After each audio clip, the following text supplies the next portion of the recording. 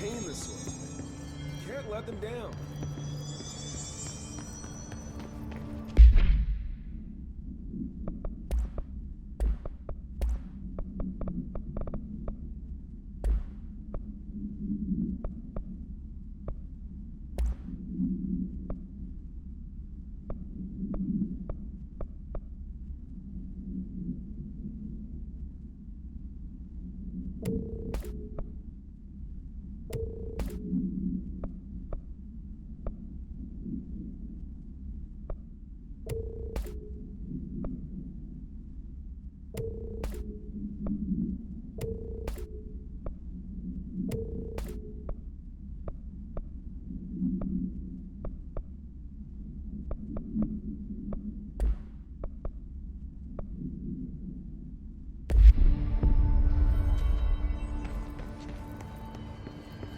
Everything's good here, Director.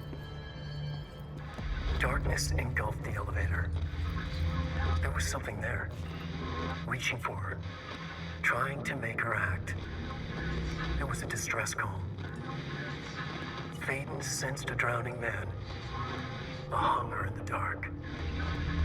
Investigation sector. Investigation sector, huh? We should check this out.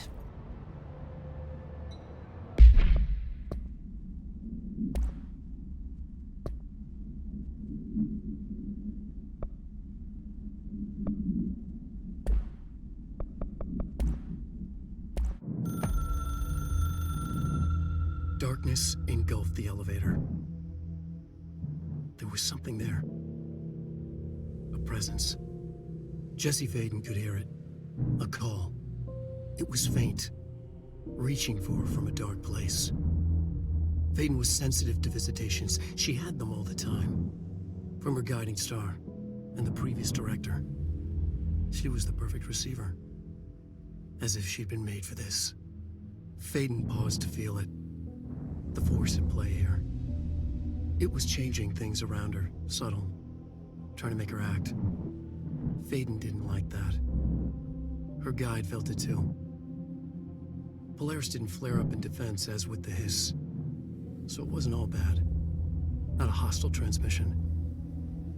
It was powerful, but it was coming from far away, and made weak because of the distance. It was a distress call. Faden sensed a drowning man, a man desperate to escape. She sensed something else, too. A hunger in the dark, not unlike the hostile resonance, waiting. She knew that desperate acts can have grim consequences. It was this, more than the man's despair, that made her follow the call. The elevator lights winked back on. The darkness receded like a memory. There was a new button on the elevator control panel. Investigation sector. Faden pressed the button. The elevator doors slid shut with practiced bravado.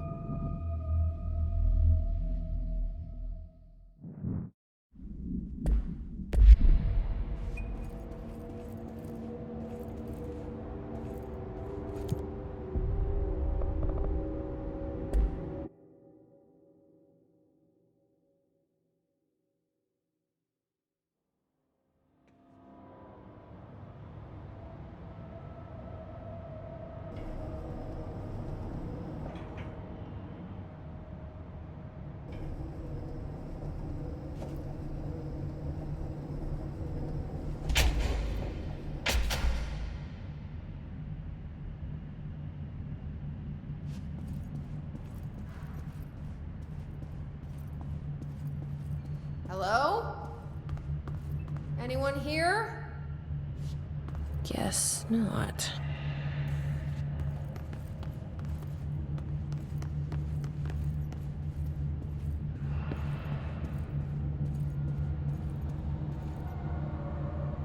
Seems a lot more crowded than the rest of the bureau.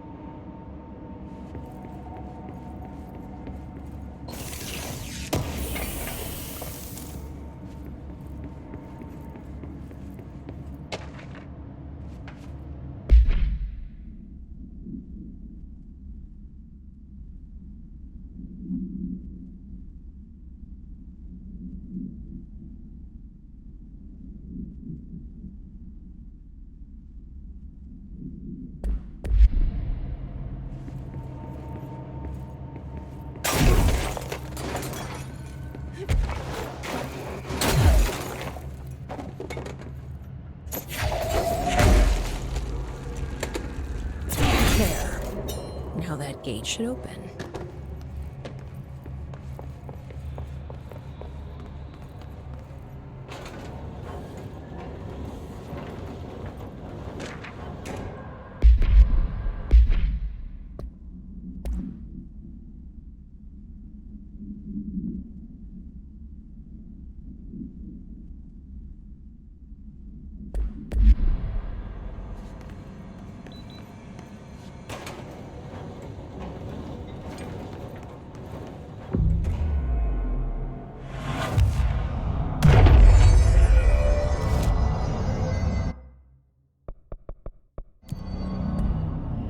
I'm no detective, but something definitely happened here.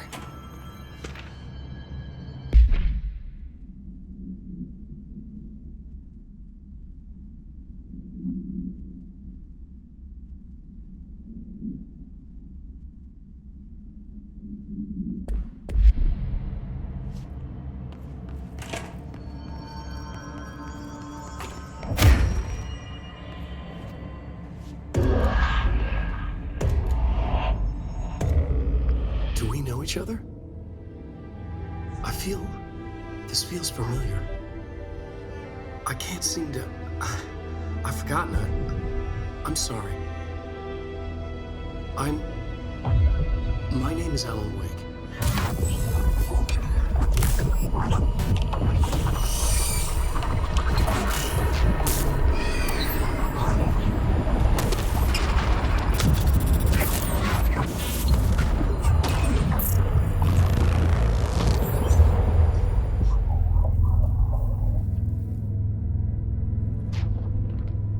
Who are you?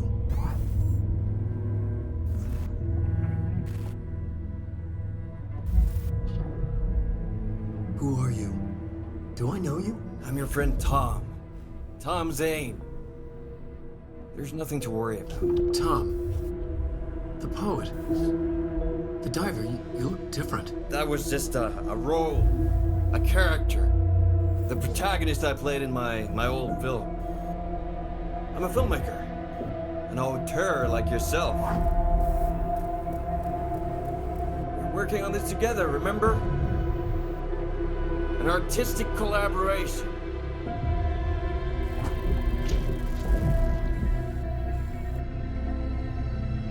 You need a drink.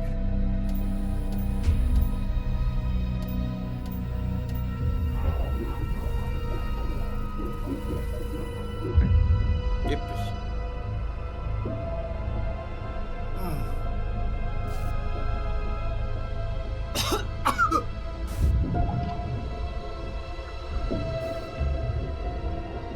Endless darkness.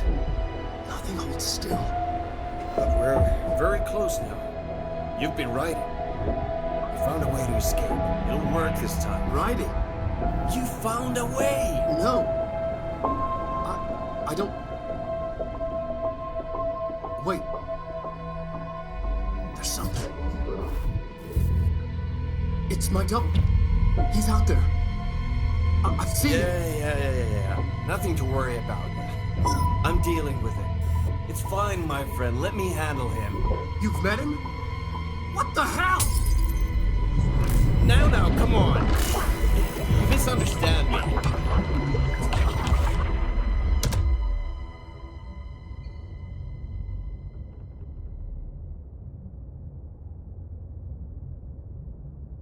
That was Alan Wake, the writer who went missing in that AWE case I read about. What's he doing here? And Thomas Zane was with him. The poet. No, wait. He was a filmmaker. I always remember that wrong.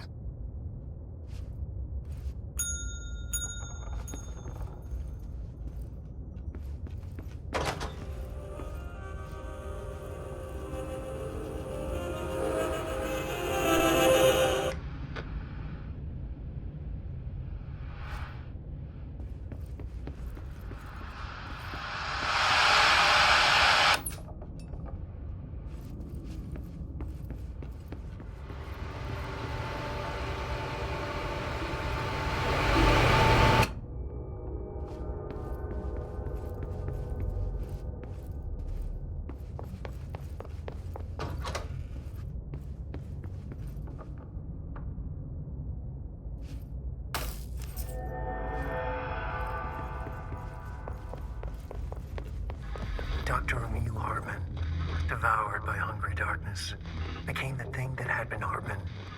Broke loose, killed everyone it could. Lurking, roaming, waiting.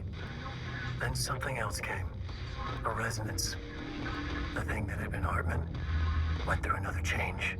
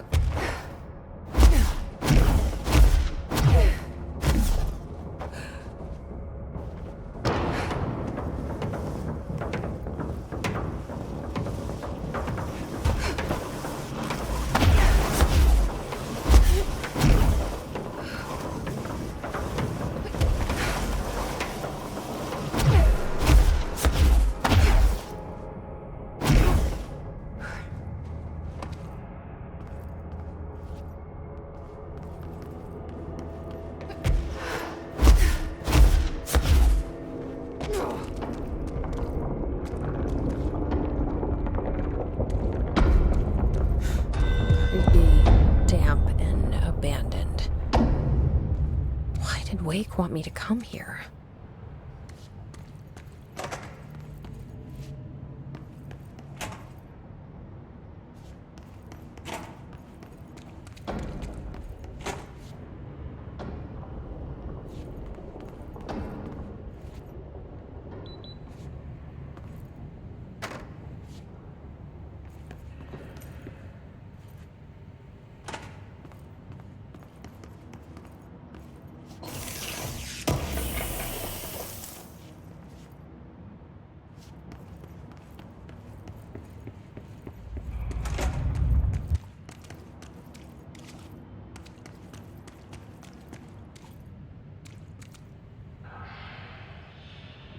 That doesn't look like a house shift.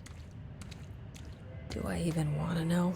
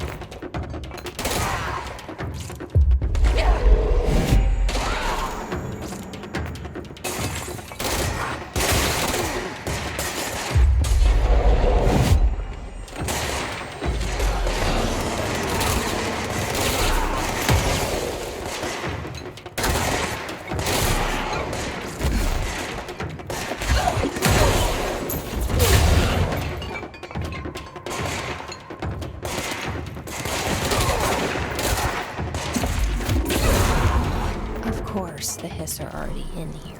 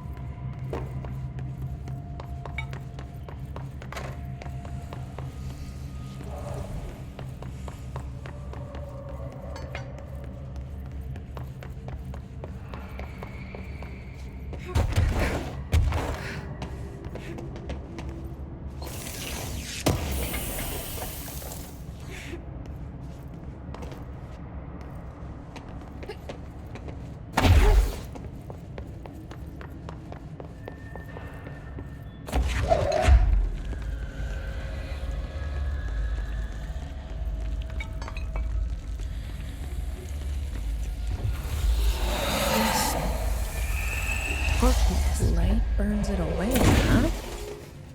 Makes sense.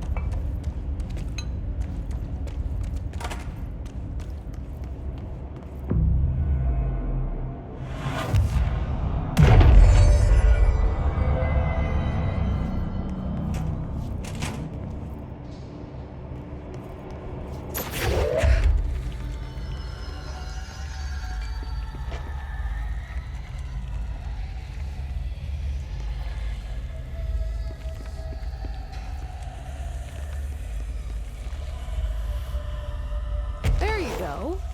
Doesn't that feel better?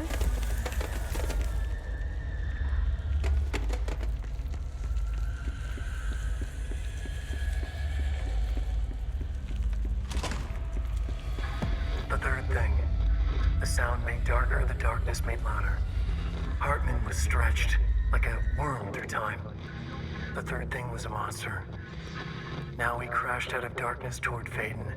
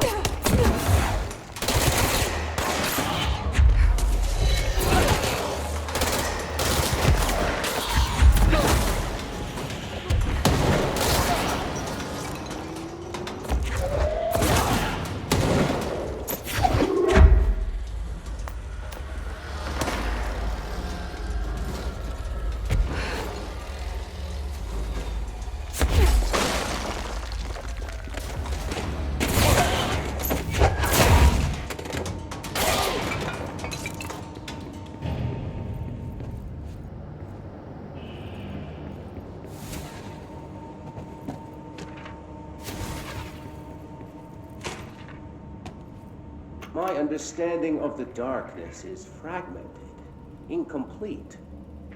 This abyss, this void, it very much does not wish to be understood. If light symbolizes knowledge, then it stands to reason that darkness would equate to ignorance. By its very nature, it abhors comprehension. Of course, my own nature drives me to comprehend all. We are opposing forces, destined to collide. And given this conflict of natures, we know that the light of truth will burn away the darkness, both figuratively and literally. Any significant light source can be used as protection, even weaponry against this metaphysical gloom. And then there are the artists. I know for a fact that Tom, Wake, the Anderson brothers, and Lane all had some involvement with the darkness. The question is whether their uncanny ability to affect reality through their art beckons the darkness, or did their work perhaps even create it? With Wake now secure in my lodge, I expect I shall grow closer to learning the answers to these questions. Assuming he cooperates, which is proving quite the challenge. Well, perseverance is the foundation of knowledge. Speaking of, I must be off on my rounds.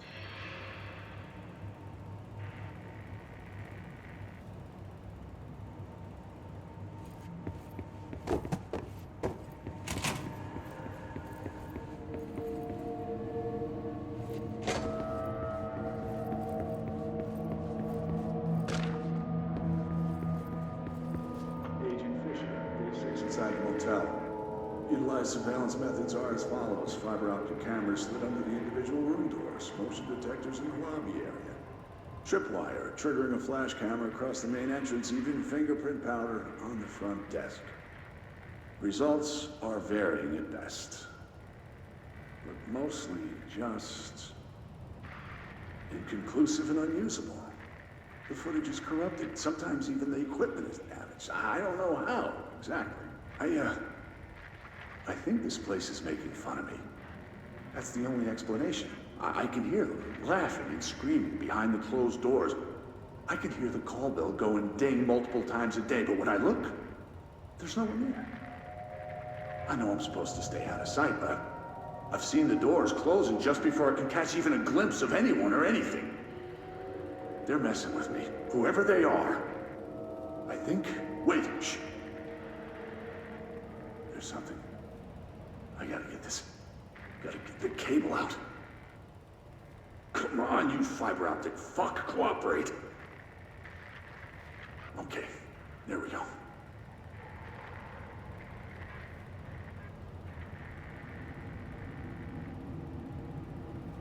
All right, that was faint, but I definitely heard movement coming from the hallway.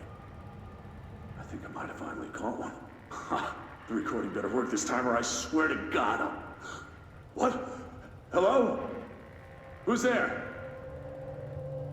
Oh, shit. I'm with the FBC. Move away from the door. I have a... Where's my...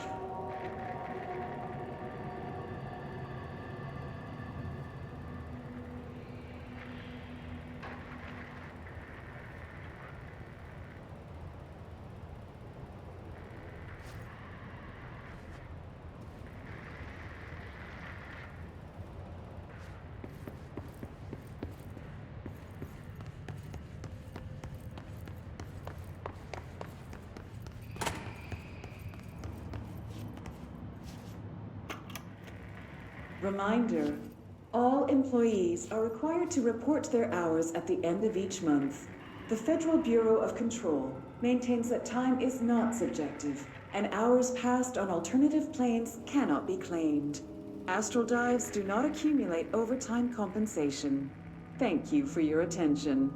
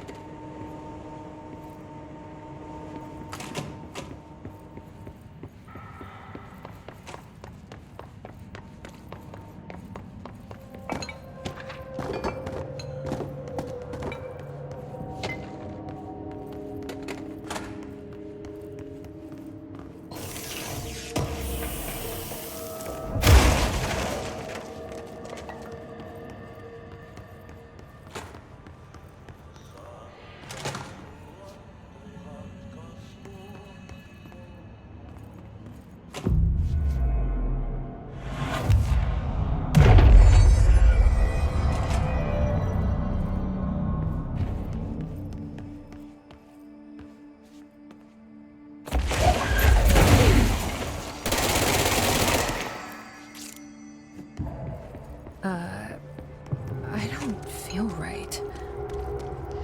Something in this darkness is draining me.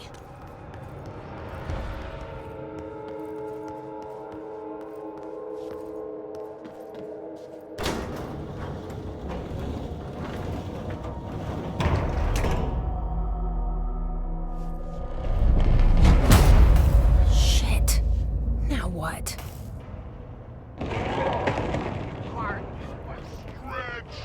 What is that? Devour my ugly darkness. Come on, elevator, time to...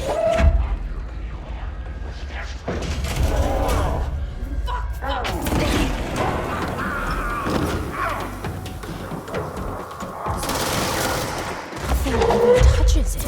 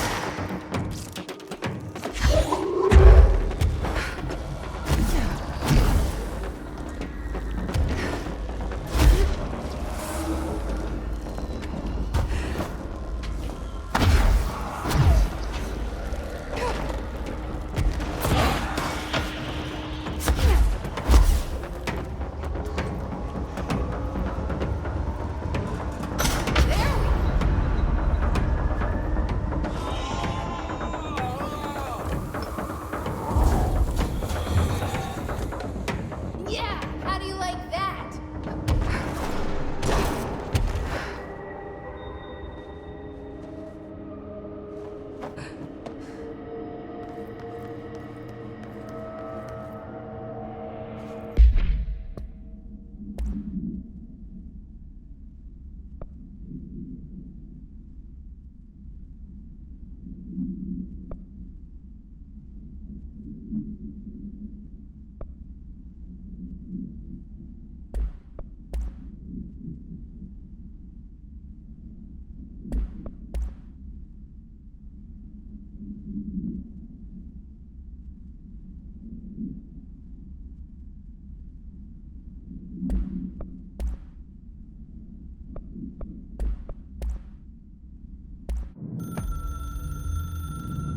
Dr. Emil Hartman was desperate.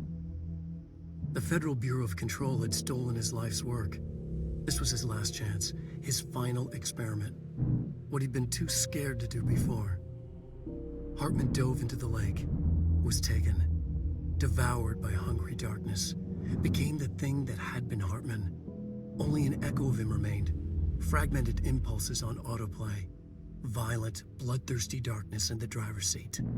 Emerging from the lake, the thing was captured by the FBC, brought in, contained, studied.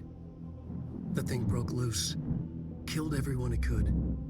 The FBC fell back and sealed the sector. The thing was alone in the dark, lurking, roaming, waiting. Then something else came. Not darkness, but similar enough. A sound. A resonance. It shouldn't be a surprise. If there's one, why not another? The darkness inside the thing could have been immune, could have resisted, fought, could have been passed by, passed through with no effect. But it didn't, and it wasn't. Maybe it had grown weaker over time, not aged. It was timeless, but weaker with no link to its source. A metamorphosis followed. The thing that had been Hartman went through another change.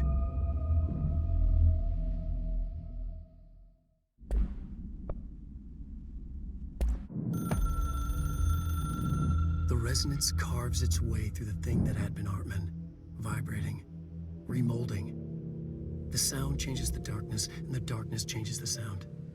They both changed what remained of Hartman. They all turned into something else. A third thing. The sound made darker. The darkness made louder. Hartman was stretched. Stretched as anyone when seen from out of time, like a worm through time. Almost an Ouroboros, a spiral, a maelstrom. The gravity well of a black hole, twisting inward, tightening, taking you deeper and deeper to the bottom, the heart, and through to the other side. The third thing said, when you hear this, you will know you're in new you. He said, we build you till nothing remains. He said, under the conceptual reality, behind this reality, you must want these waves to drag you away. He said, baby, baby, baby, yeah, orange peel. The third thing was a monster. He'd tear apart any ordinary person crossing his path. Now he crashed out of darkness toward Faden. There was nothing ordinary about Faden.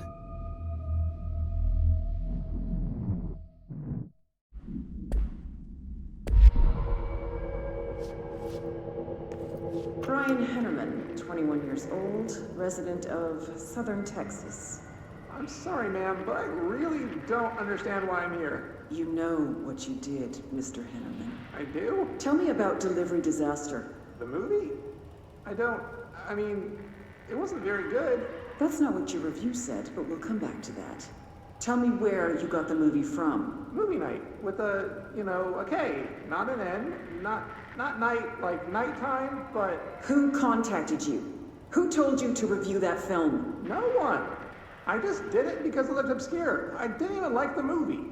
I shouldn't have given such a high score, but reviewing obscure films makes you look smart. And I thought if I looked smart, I would get listeners. My podcast would take off and I could move out of my parents' basement and maybe even go to college and get a film degree like I've always wanted to. I swear. I swear, I swear, I swear. Okay, the kid doesn't know shit. I'm ending the session.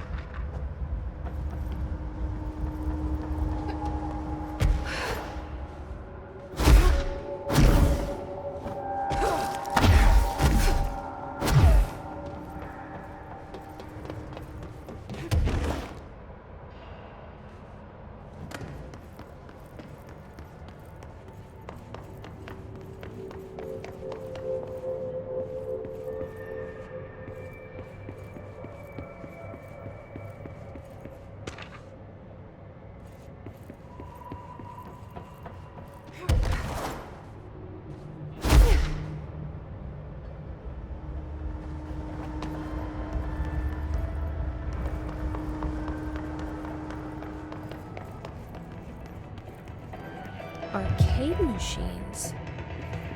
Shoom. Shim? Shoo. Wom. Whatever.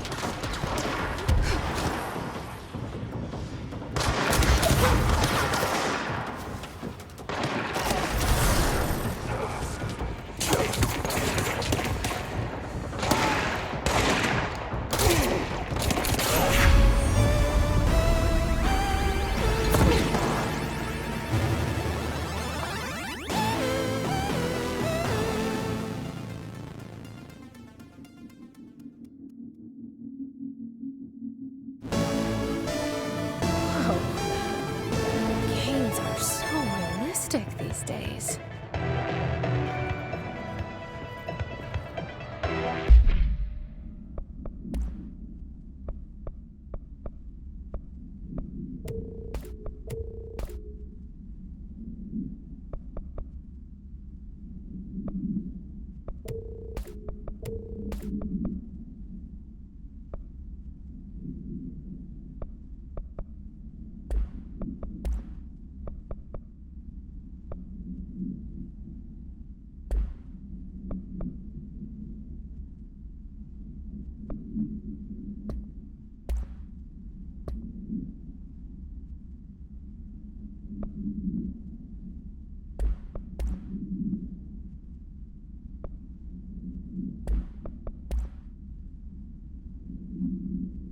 Hennerman.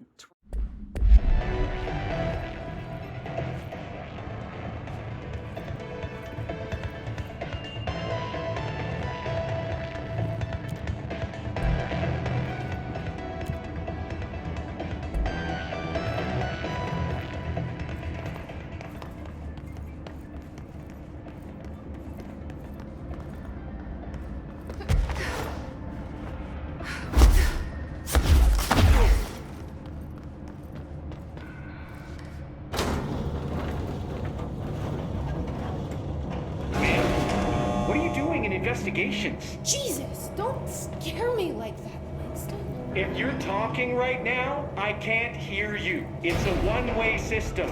Try to find an intercom.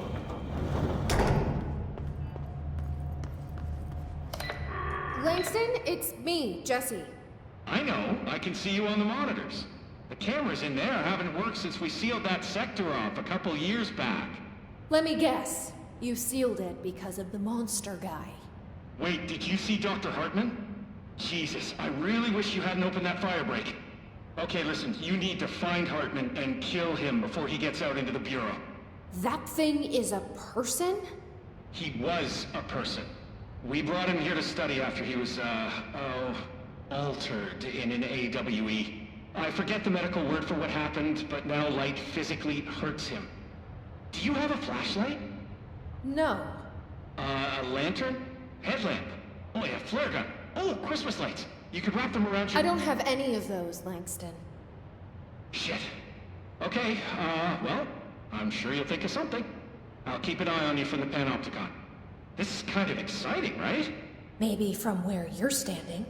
Right, okay. Well, break a leg. Oh, why did I say that? Okay, this Hartman thing can't have gotten very far. Let's go flush him out. Langston was right.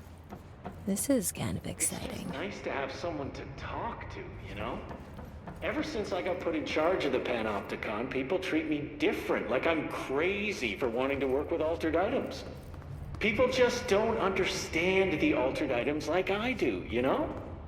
I don't want to brag, but it does take a very empathetic mind to connect with the items. Doesn't want to brag. I'm making it so personal. Right. I mean, the teams in research handle paranatural materials every day, and no one thinks they're weird. Well, maybe that's not true. Darling is famous for being a bit out there, but when he's weird, it's charming. Altered items really aren't that frightening once you get to know them. If you figure out what they like or don't like, you know, let them off, then there's nothing to worry about. I guess at the end of the day, we're still just wild animals scared of our own shadows. We're supposed to be on the same team, but sometimes it feels like it's every department for themselves, like it's a race and we're all trying to be number one. If it is a race, though, I'd say Darling is a mile ahead of everyone else. He was Trench's golden boy for years, but that relationship has gotten pretty tense, or so I've heard through the grapevine. Not that I spread rumors, just, you know, people talk. Not me, though. I keep my nose to the grind. Too much work to do to focus on those kinds of things. I need to stay focused so I can get my work done and get home to feed Alfred. He's just gonna talk forever, can't always isn't make he? it home for mealtime, so I have my neighbor check in on Alfred at 7 o'clock if I'm not back yet. She's very nice. Her name is Maria. She's older. She came to New York in the 50s to attend school and has been here ever since. She has a couple of kids. I met them at Thanksgiving. Big family. Very nice people. Anyway, she has a key to my apartment, and she gives Alfred his dinner if I'm not home. I'm gonna have to buy her a nice fruit arrangement as a thank you after this. I'm missing a lot of Alfred's meal times. She's probably gonna have to go to the store for more wet food. I'll have to remember to pay her back. Hold on, let me make a note. Pay back Maria for Alfred's food. Okay. Oh, one more thing. And buy her a fruit arrangement. All right, done. Are you a cat person? I don't think I ever asked. You seem like one, though. You'd like Alfred. He's very proper. Really carries himself well, you know? I named him after my favorite poet. Felt like a good fit. I got Alfred just before Sylvia died when I was at the... You know, I don't really remember where I got Alfred from. But, boy, those two did not get along. Oh, no. Sylvia thought she owned the place. Didn't like me getting in her way, scratched me more than once when I was just trying to move her food bowl. That cat was a real asshole. Wow. I'm realizing now that language was not harsh. entirely, professional. You see, Sylvia didn't tolerate most people, or animals, or anything. And that's what I meant when I said asshole. I would never use that word about a person. It was just,